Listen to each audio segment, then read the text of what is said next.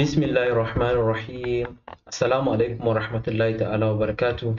Kyawun yan uwa da abokan internet baki daya, barkanku da warhaka, barkanku da zuwa Cyberxploit Hausa. Na'am. So insha Allah a bidiyon mu na yau zamu ga yadda ake hada application kuma shi hada game din da zai sa computer ta cinka number ka, wanda zaka kaddara a zuciyanka cewa ka dau number kaza tsakanin maybe daga 1 zuwa 500, misali ka ɗauki namba 185, so za ka ƙudura wannan ka bashi a zuciya ne. So in muka yi running code ɗin python ko mu ce program ɗin zai ta cinkan nambobi ya ce kamar misali bari mu running code ɗin ku gani, zai ce is 387 too high, too low or correct. In correct ne za ka sa C, in too low ne ta yi ƙasa kenan ka sa L, in kuma ta yi sama ka ce H, za ka sa H kenan. So yanzu misali mun ɗauki 185, to kun ga 387 is too high kenan, so za mu rubuta H a nan mu sa enter. So ya ƙara ce mana is 221 too high, too low or correct. So kun ga 180 muka ɗauka, kuma ce 185 muka ɗauka, wannan is too high za mu sa H. Is 149 too high or too low, za mu ce too low tunda mun ce 185 muka ɗauka. Okay, 217 is it too high, to mun ga is too high za mu sa H. 192 is too high, okay, za mu sa H. 159 is too low. Number da muka dauka a zuciyarmu ita ce 185, so har sai computer nan ta cinka mana 185 a cikin wannan code din kafin mu sa correct, ma'ana C kenan. So kun ga nan ya ce mana is 173 too high or too low, so za mu ce 173 is too low kenan, 185 muka dauka. 178 fa is too low, okay. 184 fa is too low shi ma. So 191 mun ce is too high, inda 185 muka dauka. 187 fa is too high shi ma. 186 is too high, okay. So definitely an samu 185 ne. Yanzu ka shigar da wani abu wanda ba correct ba, Python interpreter zai prompting naka cewa akwai cikin code ɗinka. Tunda in kun lura a nan mun ɗauki 187 mun ce is too high, mun ɗauki 186 mun ce is too high, ta ɗauki mana 184 wanda bai kai 185 ba mun ce is too low kamar yadda kuke ganin shi a nan. Okay, so 185 definitely is correct. So bari mu sa C.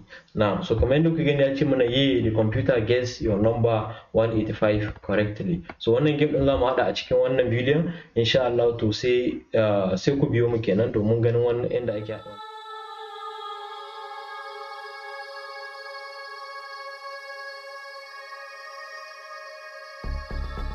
So kai tsaye za mu je ga buɗe code editor namu inda muke amfani da VS Code a cikin wannan bidiyon. Mu rubuta VS Code, okay.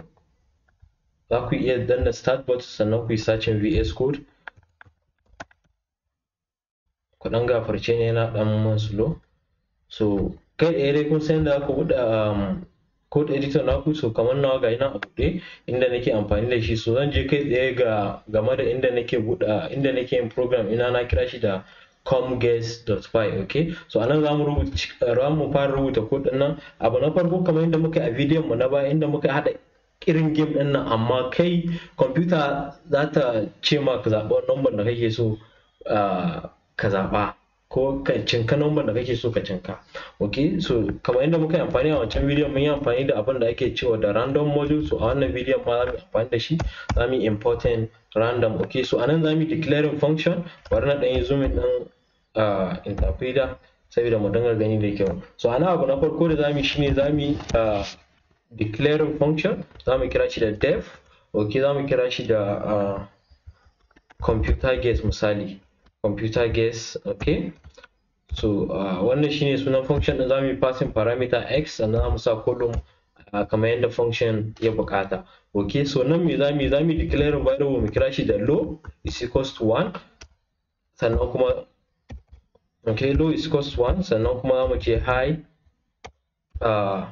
is equals to x. Me yasa muka ce low is equals to 1, high is equals to x? Ma'ana low zai fara daga 1 ne, sannan kuma high wanda yake nufin number tana sama kenan zai fara daga x. So menene x? X shine parameter din da muka shigar a nan. So misali muka yi run wannan function din muka kira x 500, to duk inda x yake to 500 zai replacing kenan. So now za mu ce high equals to x, okay. Sannan za mu ce feedback, ma'ana ansan da zai bamu idan mun yi daidai mu ce feedback is equals to empty string. Now so me za mu yi nan gaba shine za mu yi declaring while loop inda muna so ita maimaitawa har sai condition din mu is true. Za mu ce while feedback, okay, while feedback does not equal to string of c, ma'ana correct kenan, okay. So matukar feedback ma'ana matukar abinda computer mu ta cinka ko mu ce ta daukan mana a matsayin number mu bai zo daidai da c ba, duk abin da yake karkashin while loop nan da zamu rubuta yayi executing, okay. So zamu ce while feedback does not equals to c, zamu ce if high, okay, zamu declare variable conditional statement, zamu ce if high does not equal to low, bi ma'ana idan high abin da muka zaba a matsayin x mun ce within range 500 ne is not equal to 1, okay, muna so yi condition din da zamu zayyano a ƙasa, zamu ce if high is not equal to low, zamu sa column, okay, zamu ce guess, okay, abin da computer ta dauka muna zamu ce is equal to random.randint kamar yadda muka yi a wancan code zamu ce random.randint, nan kuma zamu yi passing parameter din mu inda zamu ce low, okay, comma high. Now so wannan kenan, so wannan shine statement din da muke so mu execute in dai high is not equal to low, bi ma'ana in dai abin da muka dauka a matsayin karshen random number din mu bai zo daidai da 1 ba, inda mun ce low is equal to 1 kamar yadda kuke gani ana, so sai mana executing wannan condition din wanda zai dauka mana numbobi at random kamar yadda muka ce random.randint yakan baka dama ka dauki number at random, bi ma'ana za ta dauka a kowane irin yanayi ko kuma ko ta ina. So wannan kenan, so ana mu ce else, okay, bacin haka idan wannan condition din is false ya mana wannan abin zamu ce guess is equal to low, okay, abin da ka zaba daidai yake da 1, okay, sannan kuma zamu zo mu ce a wajen conditional statement din mu kasan while loop din mu ce feedback, okay, feedback is equal to, anan za mu shigar da value din ka mu ce input, okay, so za mu fara da f string ne inda muke so mu attach value din x a ciki, za mu ce is guess, okay, za mu ce is,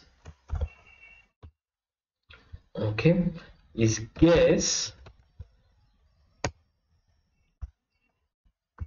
guess too high,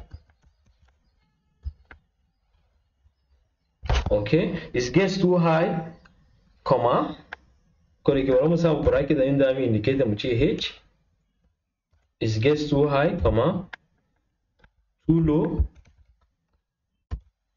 ku dan gafarci ko dan bar na zo mu kadan domin mu ga ko din cikakke, too low, mu sa bracket mu sa l ko mu sa bari mu sa capital letter L, okay, comma, correct, inda za mu indicate din shi da c a cikin bracket shi ma haka. Now so za mu sa column, so duk abin da muka shigar za mu convert din shi zuwa small letter, mu ce dot lower, sannan mu sa parenthesis kamar yadda kuke gani a screen din. Now so wannan condition din ko mu ce wannan variable din feedback zai ba mu damar mu shigar da value din mu kenan, shine kamar yadda kuke gani anan abin da yake fara tambayar muna yake cewa is 387 too high, too low or correct, kamar yadda kuke gani. So zai baka dama ka shigar da value kamar yadda kuke gani a wannan mun shigar da values daban-daban. Now so wannan kenan zamu ce dot lower ma'ana ya convert din shi zuwa lower cases, so zamu ce if feedback is equivalent to h, bi ma'ana high kenan, okay, muna so ya ƙara mana ya ce high is equals to guess minus 1, bi ma'ana abinda computer ta daukan mana at random za mu yi minus 1 din shi kenan, bi ma'ana zai dinga zuwa sama yanayin ƙasa kenan. In daukan mana 187 kenan zai koma in ta ce is 187 too high or too low, kasa too high, okay, so zai cire 1 a cikin 187 din kenan, zai koma ƙasa kenan, zai kira wani abu wanda yake ƙasa da wannan value din kenan.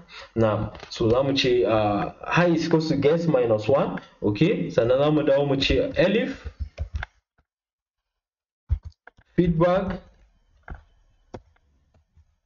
is equivalent to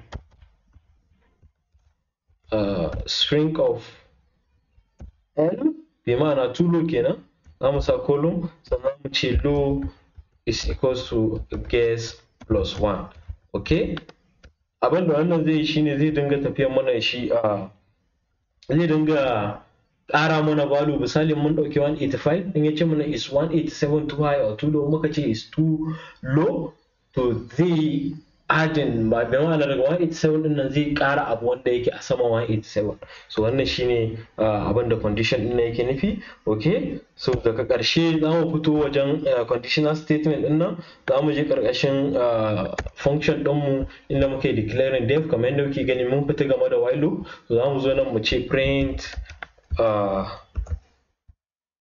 f string. okay, za mu ce ye exclamation mark, za mu ce the computer gets your number, the computer okay guess your number correctly.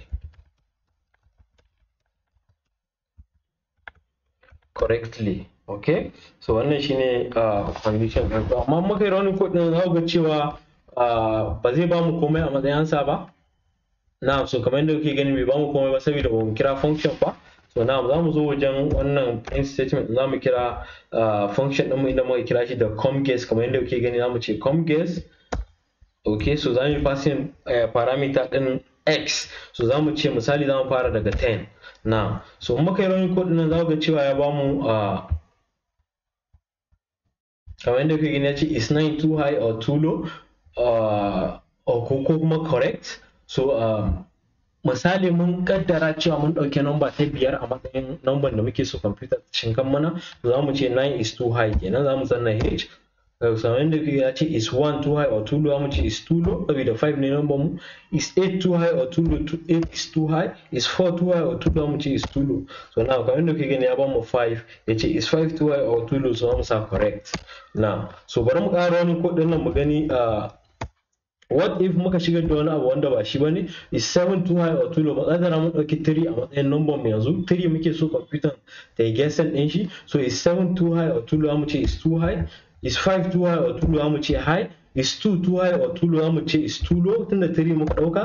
okay, so ya ce mana is 3 too high or too low. in kun lura za ku ga in dai ka zaɓi misali ya sa ka number da ka dauka yana cikin tsakiyar abubuwa guda biyu da ya ambata ka ce kuma is too high ko kuma low, ya ambata ka shigar da wani abu ba shi bane, to kamar wanda kake gani ya ce is 3 too high or too low, za mu sa is 2 misali wani misali za ku ga ya ba mu error a cikin code din.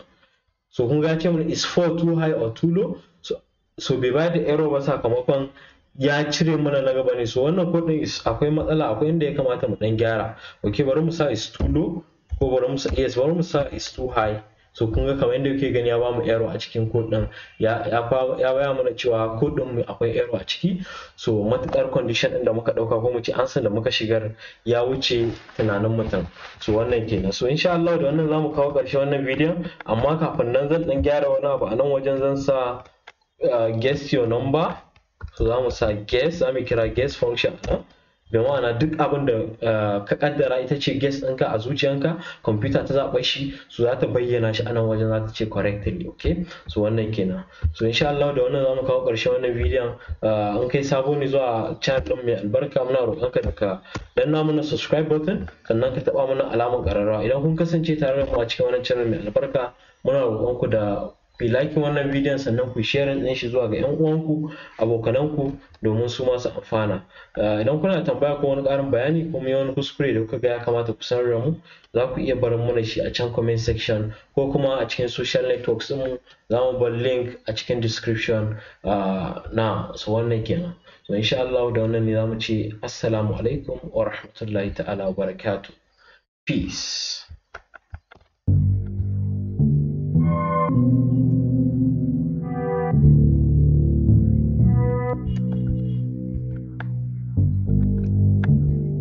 Thank you.